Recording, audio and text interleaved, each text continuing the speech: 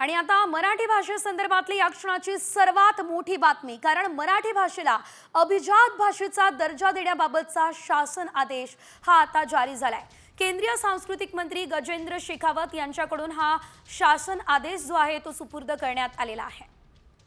अधिकचे अपडेट आपण घेऊयात आमचे प्रतिनिधी प्रमोद जगताप यांच्याकडून। प्रमोद, आपण पाहतोय आता अभिजात दर्जा देण्याचा शासन आदेश जो आहे तो सुपूर्द करण्यात आलेला आहे। अतिशय मोठी बातमी, अतिशय मोठी घडामोड, सविस्तर। सेजल, खरं तर मराठी भाषेला अभिजात दर्जा देण्याचा निर्णय मागच्या काही महिन्यांपूर्वी केंद्र सरकारने घेतलेला होता। त्यावेळी केंद्र सरकारचं कौतुक जे आहे ते मराठी सगळ्या जणांनी केलेलं होतं। मात्र त्याचा अधिकृत शासन आदेश जो आहे तो जारी केला गेलेला नव्हता। त्याच अनुषंगानं राज्याचे उपमुख्यमंत्री एकनाथ शिंदे यांच्या सूचनेनुसार राज्याचे सांस्कृतिक मंत्री ज्यांच्याकडे मराठी भाषेचं खातं आहे ते उदय सामंत दिल्लीमध्ये आलेले होते आणि त्यांनी आज सकाळी केंद्रीय सांस्कृतिक मंत्री गजेंद्र सिंग शेखावत यांची भेट घेतलेली होती आणि आदेश जो आहे तो लवकरात लवकर निघावा अशा पद्धतीची विनंती त्यांना केलेली होती।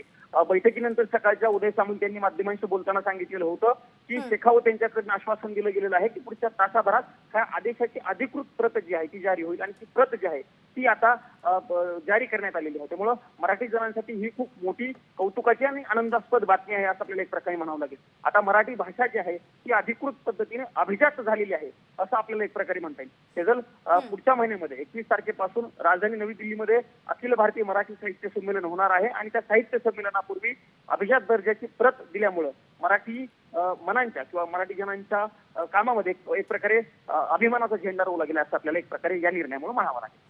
निश्चितच एकंदरीत प्रमोद, जर आपण बघितलं तर सर्वांसाठी आनंदाची बातमी आहे, कारण गेल्या अनेक वर्षांचं जे स्वप्न होतं ते आता पूर्ण झालं असल्याचं आपण पाहू शकतोय। मात्र मराठी भाषेला आता अभिजात भाषेचा दर्जा देण्यात आला आहे, त्यामुळे आता त्याचे नेमके फायदे काय असतील या संदर्भात काय सांगाल?